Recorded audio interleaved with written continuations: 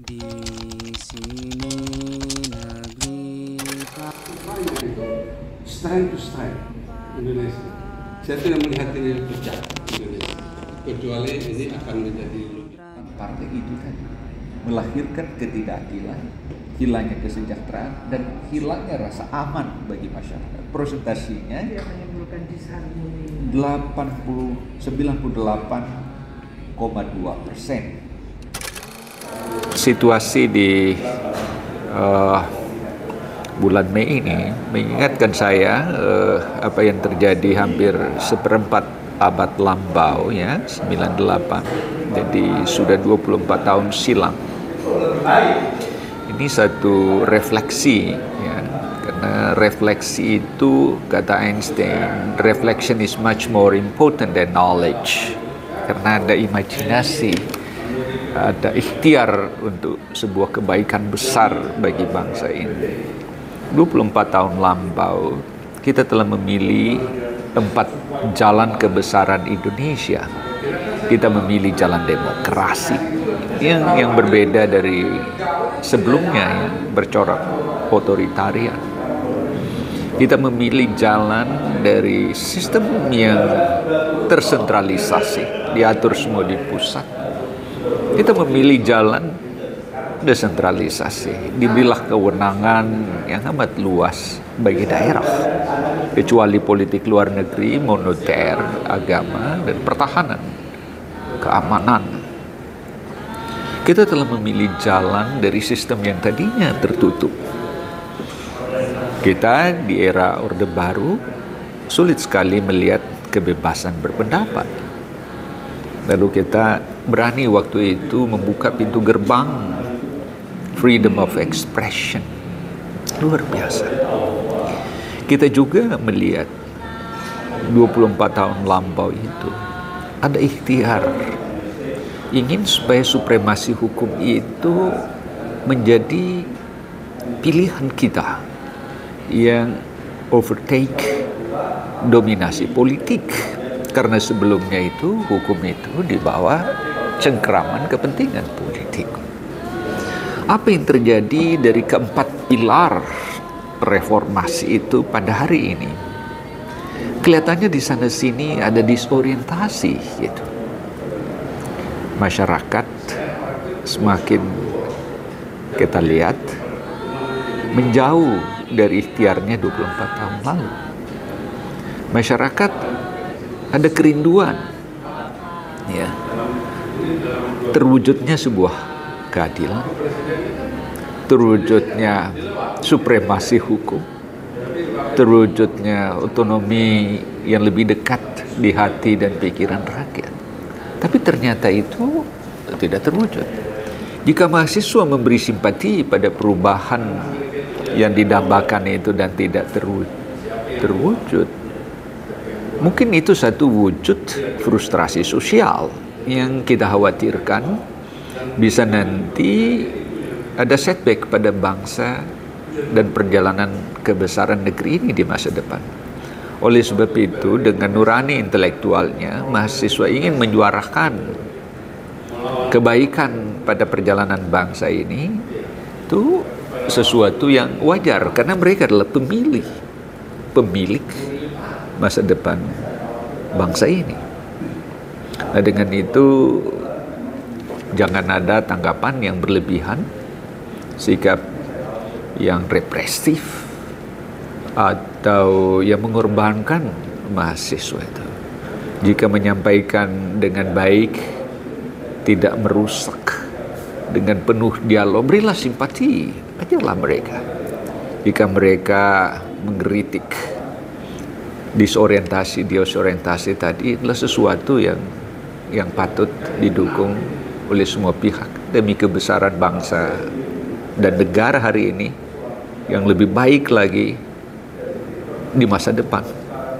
Jadi dengan itu, tolonglah mahasiswa ini, pemilik hari depan bangsa ini, diberilah simpati, diajaklah, dengarlah suara intelektualitasnya, karena mereka adalah bagian dari kita dan pemilik masa depan bangsa dan negeri. Baik, kepada adik-adik mahasiswa, saya ingin menyampaikan bahwa sebenarnya mahasiswa itu dalam definisinya oleh UNESCO disebut campus university is a scientific community whose members being fully committed to the pursuit of truth, whose members being fully committed to science and technology development, whose members being fully committed to the promotion and protection of human dignity,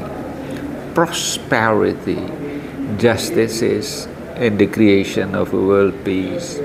Mahasiswa itu adalah kelompok masyarakat ilmiah yang dalam kehidupan sehari-harinya di kelompoknya itu adalah berjuang untuk pemajuan peradaban modern, berjuang untuk kemajuan ilmu dan teknologi, untuk kesejahteraan manusia, kemajuan bangsanya agar terwujud keadilan, kedamaian, dan bersama-sama mewujudkan satu tatanan kehidupan bangsa yang damai, yang lembut, yang sejahtera, yang beradab.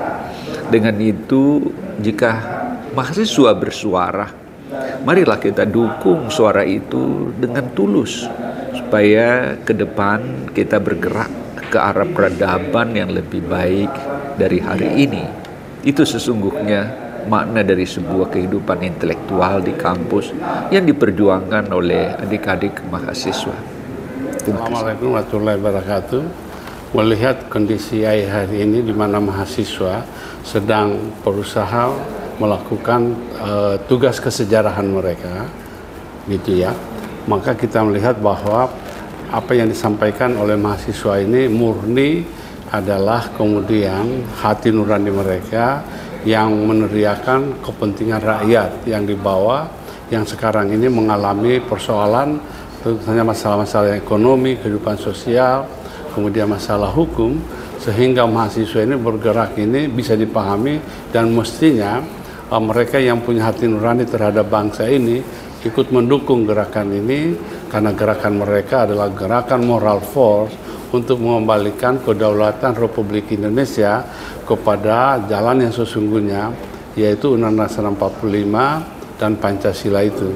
Oleh karena itu, kita semua berharap bahwa mahasiswa di dalam menyalakan gerakannya tetap konsisten dan tidak berpaling daripada menegakkan kedaulatan bangsa ini, yaitu kedaulatan rakyat yang sekarang ini terasa menjadi makin terabaikan karena pemerintahan lebih memihak kepada kaum oligarki.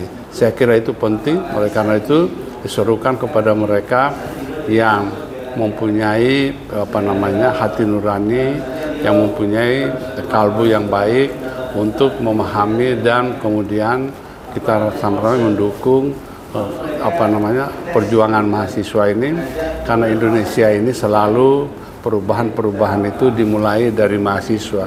Kalau kita lihat ya, pemuda dan mahasiswa tentang 908, tahun 28, 45, kemudian 65, dan reformasi kemarin, tetap kaum muda ini sedang memperjuangkan hari depan mereka sendiri, yang hari ini nampaknya tidak mendapatkan tempat yang layak dalam sejarah Indonesia. Saya kira itu yang saya sampaikan. Terima kasih. Assalamualaikum warahmatullahi wabarakatuh. Pergerakan menyampaikan pendapat dari mahasiswa ini sangat penting. Jadi untuk menyalurkanlah mereka punya pokok-pokok pemikiran bagaimana dengan kondisi sosial dan ekonomi saat ini.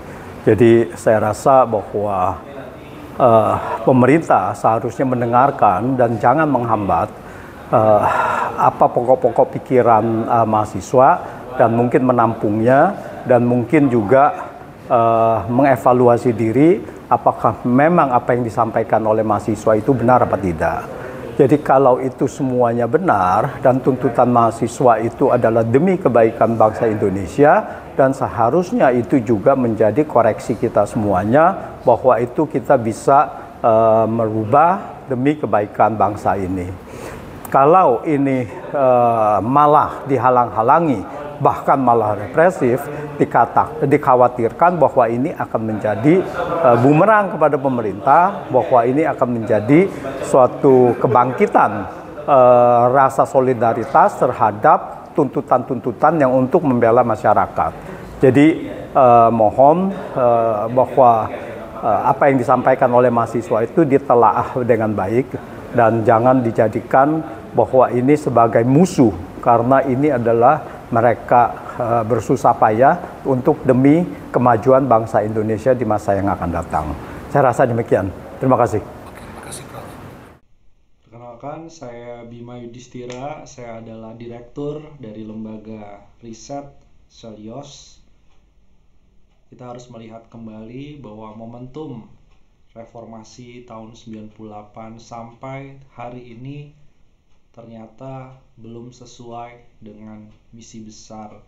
Salah satunya adalah penegakan hukum, kemudian masalah terkait dengan pemberantasan korupsi yang harusnya dilakukan secara masif, harus diperkuat lembaga pemberantasan korupsinya, dan tidak lupa adalah semangat untuk meningkatkan kesejahteraan dan keadilan sosial. Tapi hari-hari ini kita melihat bagaimana perilaku dari struktur ekonomi makin mengarah kepada oligarki, di mana mereka yang menjadi aktor pengeruk kekayaan negara, kekayaan nasional, sumber daya alam, tetap memiliki peran untuk menjadi pengeruk dan penguasa dari sumber-sumber daya alam hingga hari ini. Hanya bentuknya saja yang mungkin berbeda. Sebagian mulai bermain ke sektor digital misalnya.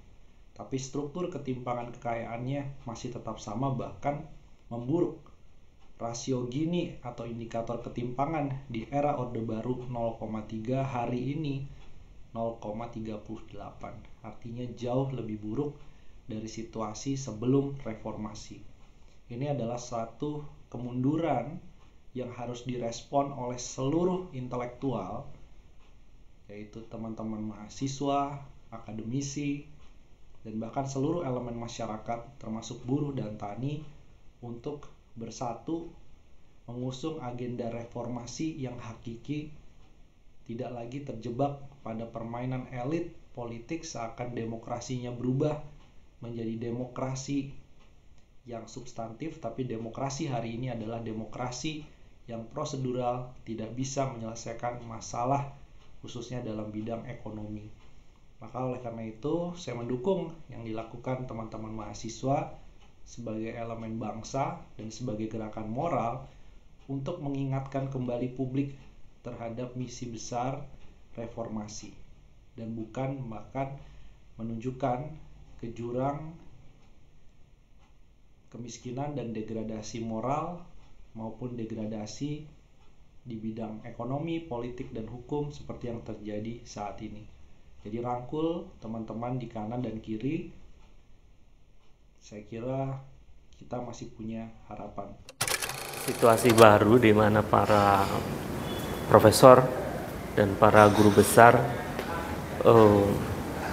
berinisiatif untuk bersama-sama duduk bersama membicarakan soal kondisi bangsa saat ini, baik dari sisi sosial, politik, ekonomi, pendidikan, dan termasuk juga persoalan hak asasi manusia.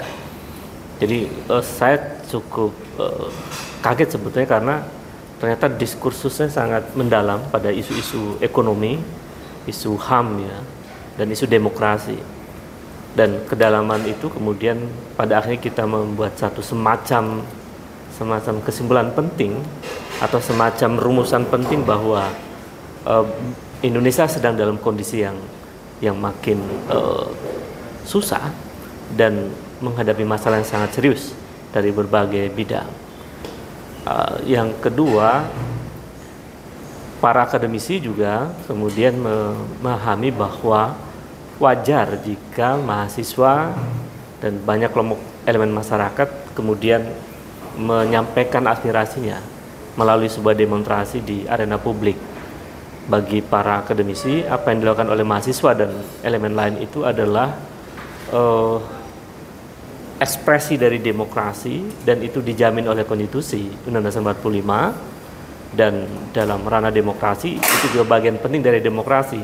Nah, salah satu prinsip atau poin penting dari demokrasi adalah ada hak-hak rakyat atau individu untuk menyampaikan pendapat di muka umum. Yang ketiga, tadi ada diskusi yang menarik juga soal bahwa proses menyampaikan aspirasi itu sebaiknya tidak menggunakan atau menolak praktek-praktek kekerasan.